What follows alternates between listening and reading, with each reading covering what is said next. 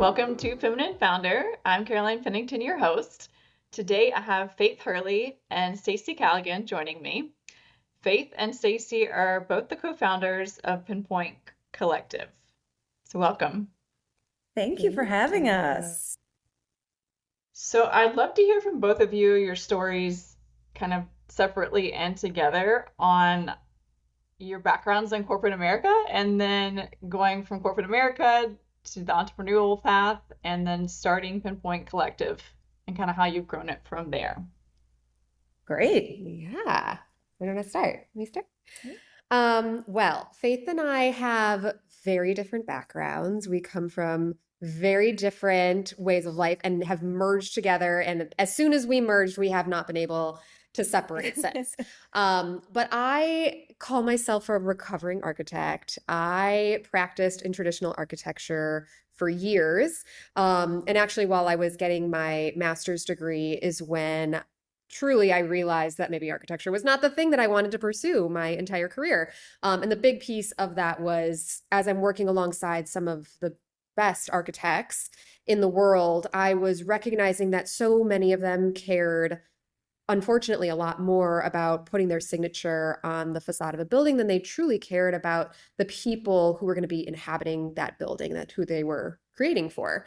And I personally just could not get past that. And so because of that, I kind of found this whole strange world of human-centered design and design thinking where it's really about leveraging qualitative research and walking in somebody's shoes and designing based on what their needs are and orchestrating all of the patterns of those needs across many, many individuals to really find solutions that matter. And so at the time when I kind of discovered this world, at least, there was not really anyone playing at the intersection of spatial design, architecture, and human-centered design. But I was really inspired by a lot of human-centered design practices out there. One of them was IA Collaborative, which happened to be in my hometown of Chicago. Ended up moving back here. Pitched to them a crazy idea. Like, I know you have nobody on your team right now that is an architect or in spatial design, but I think if we could apply your processes and your research and strategy techniques to spatial design, there's a huge opportunity to really make an impact in this world. So IA took a huge chance, brought me on board, and truly from day one, partnered, put us together, Faith and we have not been separated since. Yeah. Thank goodness. I was smart enough. I just saw a really smart woman and started to ride her coattails, if you will. No. But just to briefly give you a background. So as Stacy said, I come from a very different background. I was actually an actor in my former life, which feels like a stretch probably for the average Joe to see how you got into human-centered design and corporate America from that side of things. But really there are a lot of parallels. It's just really understanding and being very observant and empathetic and genuinely listening to the why behind what people do versus what they say they do, which is always not sometimes in sync. So all of that in a weird turn of events led me to exactly the same point that Stacy and I intersected, which was just being introduced to human-centered design and recognizing that methodology and my talents and passions that aligned with that could impact someone's life forever. So, again, I am the biggest cheerleader for arts and culture and music and theater and all of that. But when I recognize that same skill set and driver, along with the collaboration of other team members, could help someone that might have diabetes, have a completely different life for the better in the future, or to bring underrepresented voices and opinions and perspectives to actually help design the solution that's needed, not what we in corporate America sitting around a table might just assume is needed. So as Stacy said, we met at IA Collaborative, which is an agency side of things in corporate America. And then we were both approached by a kind of more in-house mentality of corporation. Went in there, started their in-house thinking tank for about 2.5 years, started that team up. And then, as you said, what was then the kind of driving force to leave what is considered, the security or the just comfort of, all the departments that help a corporation grow and thrive. was really just us looking at each other and having been an agency and then in-house and recognizing so much of the companies that we were working with didn't have perspectives of the people that they were actually designing solutions or products or offerings at the table. And it was just a really hard pill for both of us to swallow, that we were just designing on assumptions and not really engaging with the right community. So we finally looked at each other, took what would be that big risk or big bold as other bold move as other people might refer to it as, and decided to go out and start Pinpoint. Pinpoint will be 5 in July. We have a small but mighty, mighty brilliant team of about 5 others on our team that kind of run the gamut of roles, from researchers to research strategists to research voice kind of recruitment. So who help us make sure that we are holding ourselves accountable to have diverse populations in our projects. Yeah. Wow, I love that. And then what did that look like? I mean, both of you came, you worked on the agency side, you worked in-house. So I'm sure at both points you had some kind of support, whether it be corporate HR or someone in operations or whatever, sending you people or prospective candidates that could work in your departments. And then here you are both trying to figure it out for yourself. So obviously the two of you just started the company from scratch with each of you. And then what did that look like, even figuring out how to hire your first employee? Yeah. Such a great question. And I still feel like we're figuring that out today. I mean, two things. One, we had been so fortunate to be immersed with brilliant humans in our other roles over the decade that we had been working together before starting Pinpoint. And so we had just an incredible network of cheerleaders that from day one were just like not only supporting us from the sidelines and cheering us on as we developed the company, but honestly, we had quite a good handful of friends of ours who we had worked with over the years and who were excited to support by helping join the team and help bring their skill sets and their diverse perspectives to our team. So we did get, I will say, very, very lucky with some of those very first hires because they were people that were already in our network. There was already an inherent trust built. But obviously, we knew in order to further our own growth and education and continue to evolve Pinpoint, we had to get outside of our own network and really start looking at new talent. And so one of the very first things that we did, because we are female owned, we are right now, at least our entire team is female. It's been a key core principle of ours since day one to be able to support women in the work field, whether they are choosing to have kids, choosing not to have kids, choosing to go on sabbaticals, choosing to travel, whatever that might look like, for us to be able to support their lives.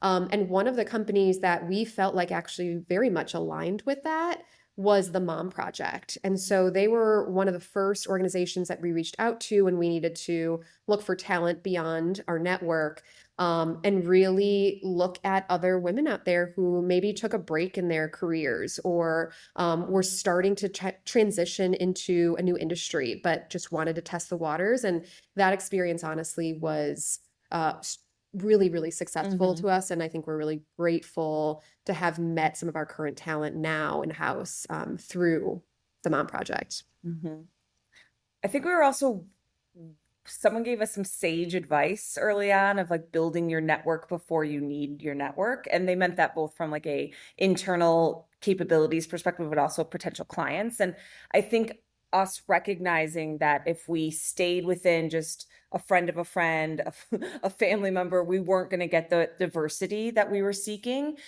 So recognizing and trying to get involved in programs within, colleges, either even, even younger youth within the Chicagoland area, trying to get engaged early on so that A, those populations know that this is a career trajectory and path, and B, we get to see talent before maybe we would necessarily, our paths would cross. So I think we're we try our best, even though there's only 24 hours a day, to take every coffee, to take every engagement that's brought to us, because you just never really know where it's going to lead you to. And it does always lead us to, really, different perspectives, different paths, different, all of the things that we're craving, that help Pinpoint be better and stronger because of it. So I think recognizing, both in-house and in agency life, and I'm sure you can relate, Carol, there's the moment that you need the role, and it's just, oh my gosh, who knows anyone that is similar to this, right? And it's a reactionary thing, right? It's panic and it's go, go, go. And so really trying to build that bench or those connections far before you think you might even need that role, so then when the time comes, you're still scrambling, but maybe it feels a little bit more strategic than as reactionary. Those hires, in my experience, typically do not work out. The desperate hires, and they happen for everybody. So, and even as a recruiter, I mean, I can't tell you how many meetings I've been in. They're like, we need somebody yesterday. I'm like, okay, let's just not make a yesterday desperate hire here, because it doesn't work out in the long run. And, as much as I talk about on LinkedIn, hire fast, there's still that fine line, that dance you have to do of, okay, is this person going to fit culturally with us? Do we like working with this person? Do they match all the skills? Are they in the compensation range of what we have available? And so it's all the things. All those things. And all those things that you just mentioned are lenses that we look through and are forced to look through, but also recognizing that we're a smaller startup company. So, what can we add value in terms of what Stacy was mentioning of supporting their whole self, their whole life? Like, where can we do that? When we know we're up against other competitors out there that can possibly have a larger compensation package or what that might be. But, we work really hard at the culture that we create here, and making sure that they can be their authentic self inside the walls and outside the walls of Pinpoint. So looking through all those lenses takes time and effort to find the right fits. It does. And one thing that you touched on that I think I've seen a lot more is, you talked about the human-centered design and the why behind people take actions and make choices. And a lot of what I'm seeing now with companies, at least from as a recruiting partner, a lot of companies are doing a good job being proactive, sending out surveys like, what do you guys want from us? And that just goes back and infuses with the culture. And you guys are lucky at the size you are, having the opportunity to do that or talk to your employees about, what's important to them outside of their job, or what would they need to do their job better or be happier or whatever, fill in the blank. Which is keeping that retention there. Absolutely. 100%. And I mean, to be honest with you, that was a big reason that we left corporate America as well, right? Like, here we are. Our job is to go out and listen to our client's audience and deeply unpack what their needs are. And we were not seeing our own organizations doing that for our team. And so that was, I think, a big driver for us in developing Pinpoint as well, was like, how could we create a culture that was truly driven by our own personal values, Faith and I, but then beyond that, to be able to expand towards the values of our team and what their needs are, and that constant listening, like you were mentioning, that is a huge piece of what we do. We do like a weekly pulse check with our team once a week, just to get an idea of, how is the work that they're doing, does it align with the values of Pinpoint? Are they excited by it? Does it bring them joy? So that Faith and I can just reflect, in these pivotal moments of, are we bringing the right clients in the door? Are we bringing the right projects in the door? And are we supporting our team in the way that enables them to, like Faith said, be their best selves? So did you guys have to pivot through the pandemic at all, or did you have to make any adjustments with being in kind of startup mode still? Certainly. I think much of it was a mental game, right? At that point, a mental pivot. It feels wild to all of us now that we can somewhat reflect back and have the hindsight that wasn't there at the time. So it was just the unknowns and all the fear that brought for everyone involved. So the good news is, thank goodness, there were so many incredible digital tools that companies had built already, the Zooms, the Murals, the Miros of the world. Otherwise, our jobs would have looked dramatically different. Had those tools not been in place, we were doing far more travel and far more in person. But it really did. We leaned in hard to the solutions that were there. And I think it really opened up project work that we possibly wouldn't have gotten before because we would have thought it wasn't in line with our methodology if we couldn't be in person, or it's opened up our team. Our team, not everyone is in Chicago. We have people on the East Coast, we have people on it's just allowed for so much flexibility of bringing in different clients, different talent, different skill sets through that lens. So I do think there are certainly gifts that came from those lessons in COVID and the pivots that we were, like so many, forced to take. I think we were also, one of those, small and scrappy. So that was an easier position to be in some ways, that other teams that we are, friends or colleagues of, that wasn't the case, with the head counts versus the budgets and all of that. But we we also got to work on incredible work with other organizations, more of that corporate lens of what does it mean to, what's the future of their workspace? What's their headquarters look like? What do their offices look like? And because, just as you were describing, organizations are listening more to their internal teams, we were hired to do a lot of that work to really understand what would be the future of X for this organization, so that hopefully they weren't just making decisions based on only, the bottom line, which is very important. We recognize that, but also really what was the culture and the team makeup and the needs that their employees had as well. So overall, I think we look back now and are grateful for a lot that came from that. Yeah. And I also look back and I'm looking at the pins on our wall, and I feel like the way that we structured our company from day one with our pins actually enabled us that flexibility for our team during COVID. So when we first started Pinpoint, one of our biggest pain points when we were working both with that within corporate America and then on the agency side of things was just the unknowns of the projects that were coming in the door. Like we wanted to figure out a solution of being able to better look at our pipeline, develop that pipeline, and then be able to plan for the resources that were needed. So we created essentially these modules that we call pins, and we know exactly how many hours it takes to do each of these pins. And to complete a pin takes roughly about a month. And we know that if somebody were working full time, they could do 3 pins at a time, but it gives us that flexibility so that if somebody is taking a sabbatical or they are also have other part-time work, that they can do 1 pin a month, they could do 2 pins, or when they're that full-time capacity, they're doing 3 pins. And so I think during, we had always thought of our business in that way from day one, pre-COVID. But when COVID happened, it also, I think, meant that our team was prepared for that flexibility. And we all were able to figure out a way that, for our, at the time, I think there was just one person working for us that was at that 3 pin full-time capacity.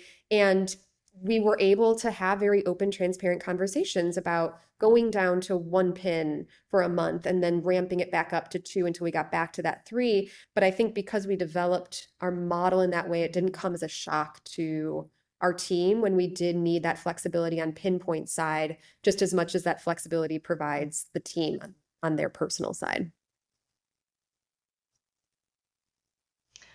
I think that's a great example of just making that adjustment with the 3 to 1, and then based on your forecasting of what you've got going on, client demands, and then work capacity of your existing employees. That's huge. Yeah. Yeah. So, what advice do you have for others on best practices when it comes to recruiting and hiring?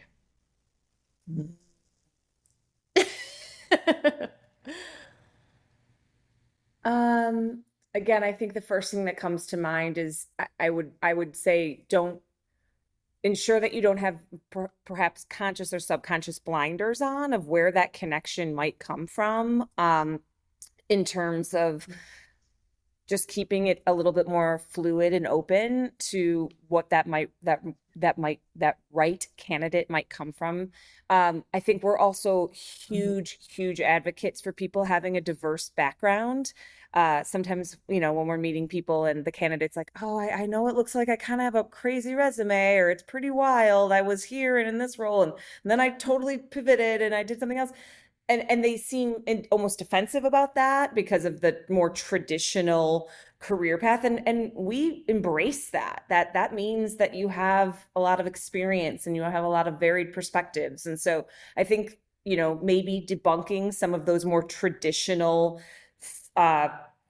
list items of checking for that candidate, maybe be a little bit more open to what they can bring to the table. And I think we're also really big components of transparency, allowing them to know where we are and what our vision is and what we can actually offer now, so that, we're doing our best to make sure that we're the right candidates for both of each other, right from the start. So I think those angles of making sure that they're a good fit culturally, they're a good fit to what you believe in and mission and vision, because you can teach, softwares and you can teach processes that we have, but those core fundamental alignment of values is something that, isn't, you can't read it off of a book. So Yeah, I would just emphasize that last point in that there's been a handful of people that we've come in contact with that, like immediately when that spark just happens and you're like,